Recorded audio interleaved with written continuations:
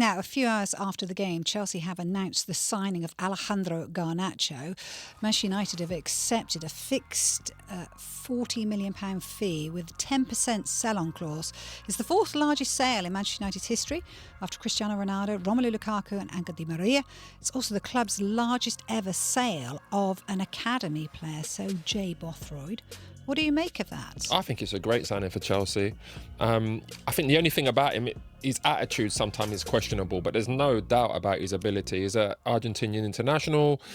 He's one of those players that you'd hate to play against him if you're a fullback. He can go both ways. He's really fast. He does his defensive duty. He's worked really hard. He scores goals. I think it's a great signing for 40 million. 40 million. When you think about the players that are moving for more money than that, there's half the player he is. I think that is a great, great signing for Chelsea. Why didn't it work out for him at Manchester United, do you think? Formation. I would say, because he's a winger. He wants to play one-on-one against fullbacks, whether it's on the right or the left, because we've seen him do both for Man United. But ultimately, at Man United, you're playing with wing-backs and two number 10, so I don't think the style suits him. But then his attitude with Amorim, came into question a lot. And where's he going to fit in then at Chelsea? Do you think he'll be starting every week? How do you think that's going to work out? Yeah, I think he will be starting every week. Really? Obviously, there's competition for places, especially with Neto. He's been playing well since the start of the season. And I think Garnacho likes to play on the left more than the right because he's got the opportunity to cut inside and have shots, score goals. But he can go on the left as well. So I think it will be a competition out of them two. But I think I'd go with the best winger at the club.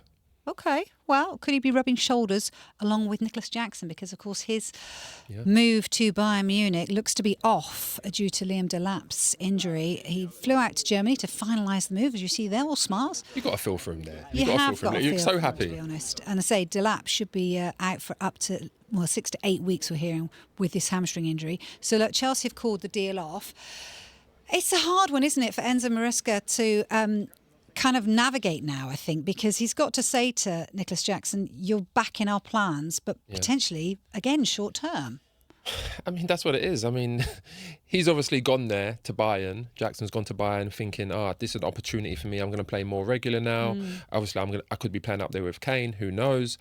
And then the fact that he's landed, he's got a big smile on his face. He thinks new start, new beginning. And then he's been told to come back because he needs to fill up. He needs to be part of the numbers because Chelsea got injuries now. He's definitely not going to go back happy about that. But I mean, this is the ruthlessness in football. Sometimes it's like when the club wants you, and they just pull rank and say you need to come back now because we need you. That's football. That's cutthroat. Yeah, so he's got to be ready to go, hasn't he?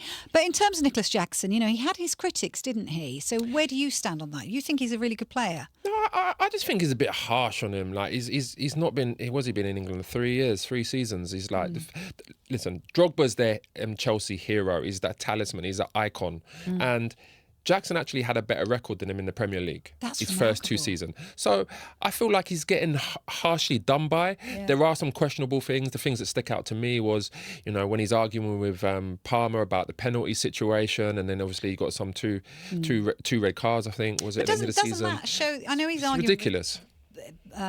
Cole Palmer, but to take the penalty. But doesn't that show that he wants to do things? He wants to step up. He's confident. He's brave. Yeah, and you can do that, but, everyone knows who the penalty taker is. I know. When the manager says, this is my penalty taker, he's number 1 first choice, and there's number 2, there's number 3. I don't know where he was in the pecking order. But ultimately, you can't then go up to Palmer and say, I'm taking the penalty, and arguing on the pitch. It looked really bad. And he got some silly red cards. That isn't good. But ultimately, I think he's a young player. He still brings a lot to the team. And now he's got the opportunity to go and play and prove them wrong. Well, that's it. I mean, if he plays brilliantly, then exactly. Maybe Liam Delap will be looking for a start. 100%. Who knows? I am not the manager of Chelsea, as you well know.